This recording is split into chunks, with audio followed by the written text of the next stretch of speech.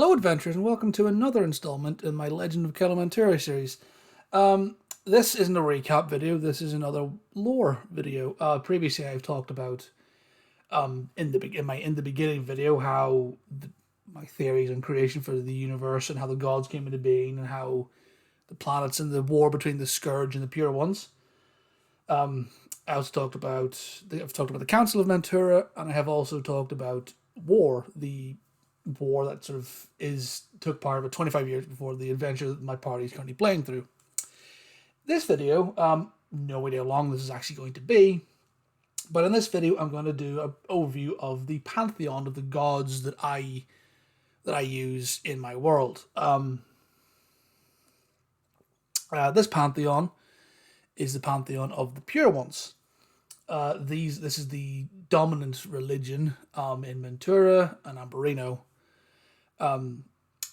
There may be, I haven't quite decided if there's any other gods apart from the Pure Ones of the Scourge that are worshipped. Oh, there probably will be.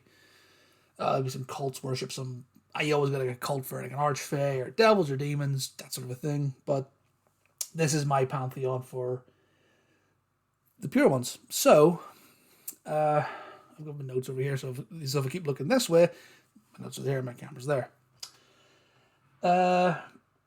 So the Pantheon of the Pure Ones, the members of the Pantheon, the entities themselves, they are sexless or genderless, and ageless. They don't age. They have no gender. They don't exist in a physical form.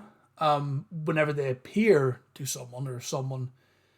For example, I've used the term the visitation or the appearance when the gods came down to Mentura. When they appear to those who worship them, they take the form that the follower believes that they have. So if if one of the gods appears to any number of their followers, they can all see them in a different way. The mic. So, for example, if Baradun, who's the first god I'm going to talk about, if he appeared to, I don't know, a soldier, a child, and someone else, the soldier might see him as a general in resplendent armor, very powerful, and all the rest of it. If a child sees him, they would just see this towering figure of power. It depends on the worshipper and follower's perspective. That's why some people might call them he, some might call them she. Just depends on what way they want to view the god. It's purely up to themselves to determine what they see. So first of all, we have Baradun. They are the god of war, challenge, and struggle. They're the patron of soldiers and adventurers. Those who follow Baradun pride themselves on improving themselves, challenge themselves, and others to contests of pride and strength. Kind of like Titus, my new turtle player. These challenges are usually fair. However, tipping the scales in your favor is not frowned upon, so long as balance is restored in another fashion. So fair fights, honorable fights are fine. But if you want to be sneaky and trip somebody up or do a dirty shot, that's perfectly fine. It's, again, none of these gods are pillars of integrity and goodness. They're kind of like, in my head, they're kind of like the Greek or the Roman gods, because they are not good deities. They're not good in any real sense of the imagination. They're kind of assholes. And the Pure Ones are kind of in that vein. They're not like chaotic entities. The Pure Ones edge towards the side of good. They edge towards the side of good, maybe a few neutral things, and occasionally they'll dip their toe into the dickhead side of things. A little bit of fuckery and pranks here and there, so what we considered as evil or bad things. But primarily they are good. Next up we have Katsiah. She is the god of peace and charity, patron of healers and diplomats, and followers of Katsiah pledge themselves to the greater good and to help those who can't help themselves. They give freely to those in need, either coin, opportunity, or whatever is needed. and they always seek balance and pursue peace, preferably through negotiation and diplomacy, though they're not above calling for force of arms when necessary. So, the Katsiah, I actually have one of the NPCs in Brewstock, Adam Brewson, the son from the father and son team, Sean and Adam. He himself was a follower of Katsiah. He's a monk who worships Katsiah, and that's kind of a nod to the soup kitchen that I talk about that was operating out of the Drunken Banshee. He himself, he does that from the money he earns from the Drunken Banshee. He puts a lot of it back into this soup kitchen type thing where he just gives coin job opportunities and just feeds the poor, the out of work, or those who are unable to work, like veterans or the ill or the infirm. So that's kind of what the Katsiah is all about. Next up, we have Artur, the god of chaos, crime, and vengeance. So yeah, he's probably like the Loki of the group, if that makes sense. Either Norse mythology or Marvel Loki, whichever you want to think of. Inherently, he's a good guy, but he's the chaotic neutral of the party, if you will. So he's the patron of criminals and artists. Followers of Artur embrace the chaotic side of life and revel in life's pleasures. They enjoy pranks and taking from those who they perceive have too much and redistribute it, either to themselves or those in need as they see fit. They are also the greatest entertainers and able to channel the chaos of life into powerful works of art. So they're kind of like the court jesters, because that's what the correct me if I'm wrong here, but my understanding is that court jesters, their role was to tell the king or whoever they worked for bad news. So the messengers, the heralds would come forward and say, hear ye, and list all the good news.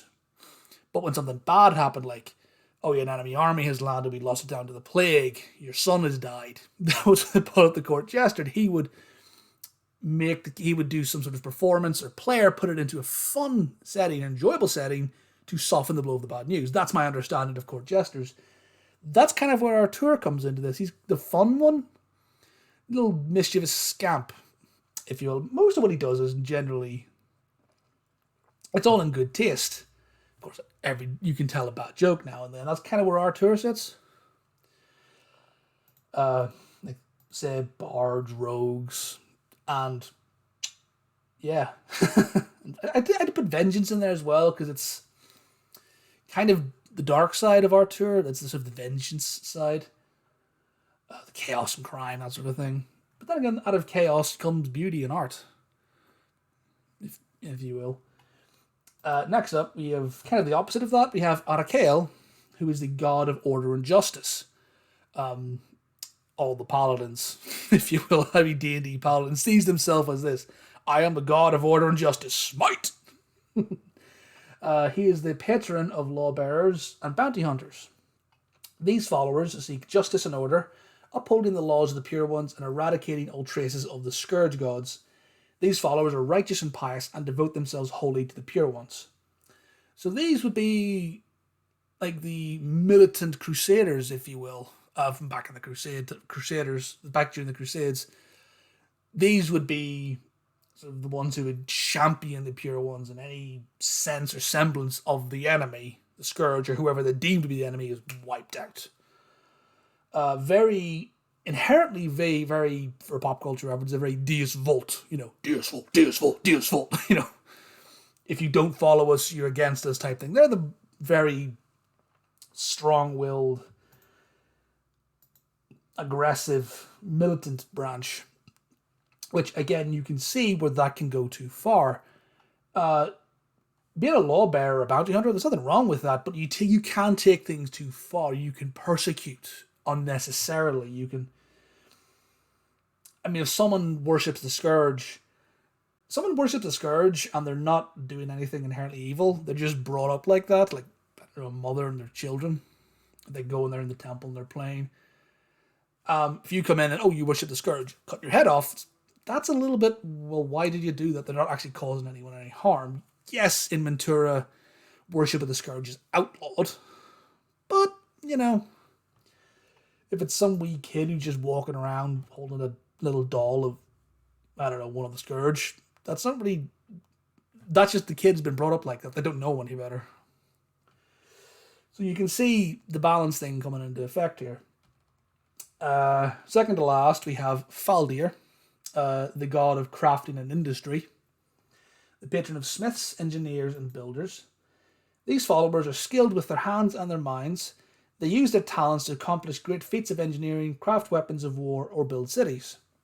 They thank the Pure Ones for their talents and the materials that allow them to develop their craft. They desire order and structure above else, not always caring about the ethics of their latest projects. They are often at odds with the followers of Toramir.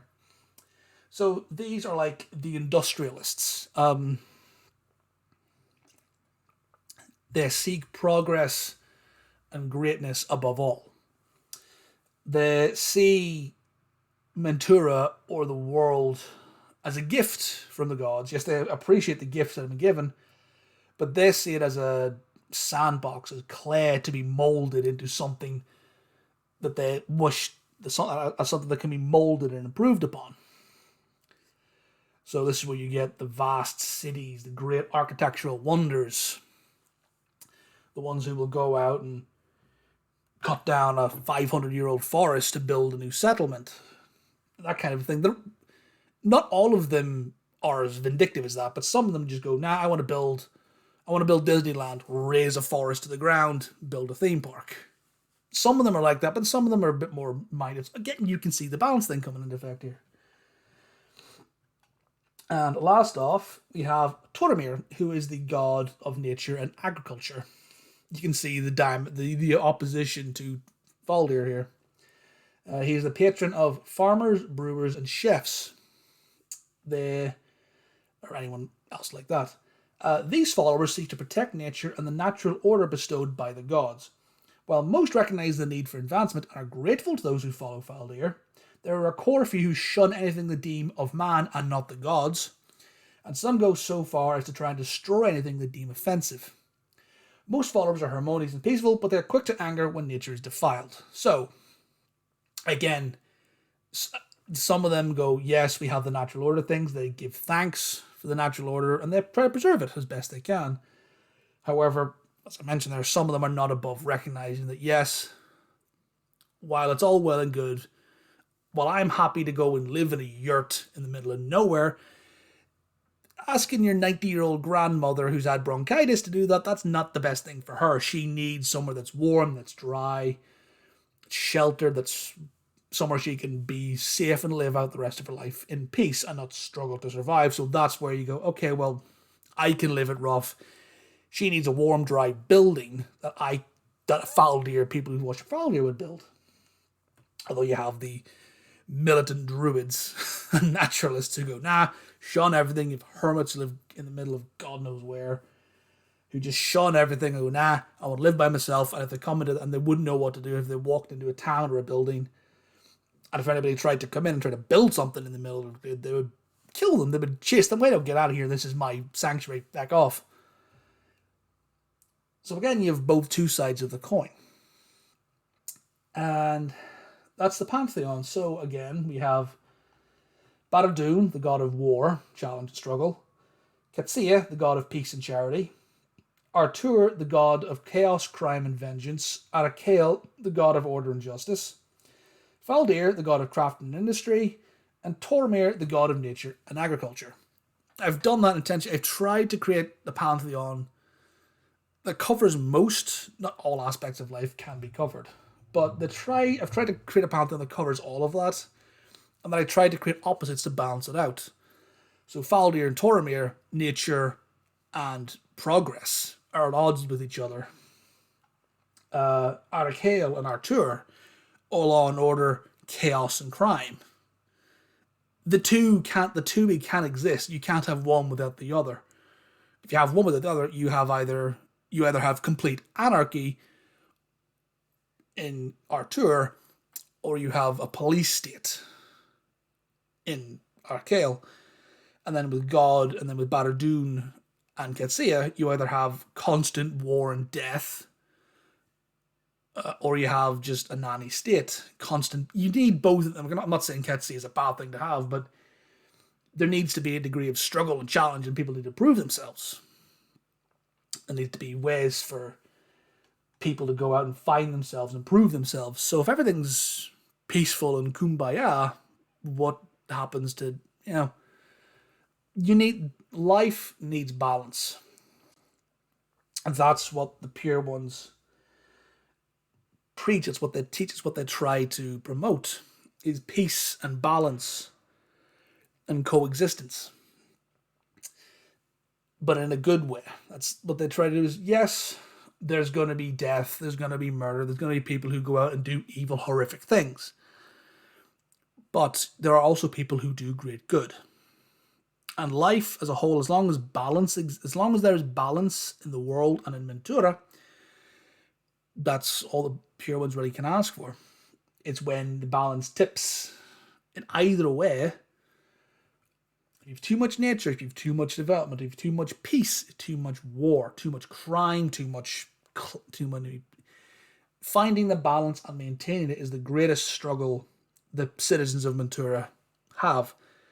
At the moment, as things are pretty balanced. The party hasn't really come across anything to any which way. I might do that at some point, but I've kind of got some ideas to go forward to introduce these other gods. I mean, my party I already got Baradun, Arakael, and Toramir. Those are the big three that are in my campaign at the moment. Baradun, Artur, no, big four. We had Artur, but Mr. Neb left. So, yeah, we've got big Baradun, Arakael, and Toramir. I mean, we'll see what else comes up, but the gods are there. They can be worshipped, they cannot be. But that's my little overview of the Pantheon and what they stand for. So I hope people find this interesting. If you want to take these gods, run with them yourself for your own campaign, or if you don't want to, that's fine. But if you do, walk away. I just try to create things to tell a good story. It's all I want to do is tell a good story. I really hope I'm doing that. So, both with my party and here with you guys. So, not that I have many watchers at home, but hey, we'll see. But yeah, thanks again for stopping by, Adventures, and until next time, see ya.